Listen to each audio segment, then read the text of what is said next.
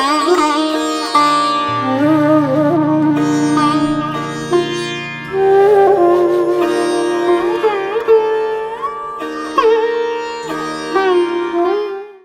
शगुन की परंपरा होती है। फिर गोत्र अध्याय में पूर्वजों को सम्मान दिया जाता है ताकि वे आशीर्वाद दें।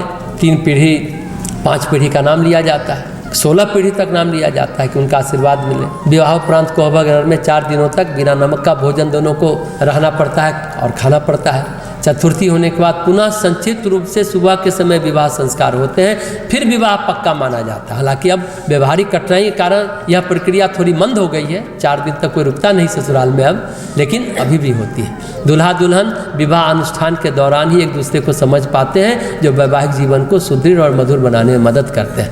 मिथिलांचल में विवाह की परंपराएं गहरी आध्यात्मिक मान्यताओं पर आधारित है। सिंदूरदान मिथिला में दुल्हा के द्वारा पीछे से दुल्हन को लगाया जाता है, जिसमें लड़की की आंखें ढकी होती है और वह सिंदूर सिर के मांग से लेकर नाक तक लगाया जाता है। तो सब लोग कहते हैं नाक तक सिंदूर क्यों लगाएगा? इसके पीछे भी बहुत आध्यात्मिक बात है कि बिहार की महिलाएं नाक से सिंदूर करती हैं, यहाँ नहीं करती है, पूरा लगाती है, खासकर मिथिला की महिलाएं। अब ये आध्यात्मिक भाव क्या है जानते हैं? ये है आज्ञा चक्र, भिरकुटी।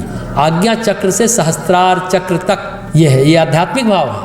आज्ञा चक्र जग से सहस्त्रार चक्र पति के साथ मिलन होगा तो हम सहस्त्रार तक पहुंच जाएंगे। अभी आप जब 8वें दिन पूजा करेंगे तो सहस्त्रार यानी गौरी, महागौरी है ना, अष्टमी के दिन गौरी तक आप पहुंच जाएंगे। ये नवरात्रि अनुष्ठान है और सिंदूर लगाने का पीछे ये प्रतीकात्मक भाव है, जिसको देख करके सामान्य लोग हंसते हैं, लेकिन इसके पीछे बहुत गूढ़ आध्यात्मिक बात है, सूक्ष्म बात है। आज्ञा चक्र से सहस्त्रार चक्र तक सिंदूर लगाया जाता है। तो विवाह गीतों का गायन भी एक अलग ही भाव प्रस्तुत करता है। सीता जी के विवाह के समय शिव पार्वती के गीत गाए थे, अब राम सीता और शिव पार्वती को लक्ष्य करके विवाह गीत गाए जाते हैं। सबसे बड़ी बात है, जितने भी रस रिवाज है, चाहे हल्दी हो, उबटन हो, मटकोर हो, मंडप का निर्माण हो, परीक्षण हो, वो ठंगर जानते हैं क्या होता है? कुछ लोग उठंगर बोलते हैं, यानी वर दूल्हा से धान कुटवाया जाता है। अभी जिस शादी में हमको जाना था, मिथिला के लोग हैं मेम्फिस में, तो वहाँ ओखल और मुसली थी और उन्होंने कुटवाया। सभी लोग देख के दंग रह गए कि वाह, आप मिथिला की परंपरा को रख रहे हैं। उठंगर सीता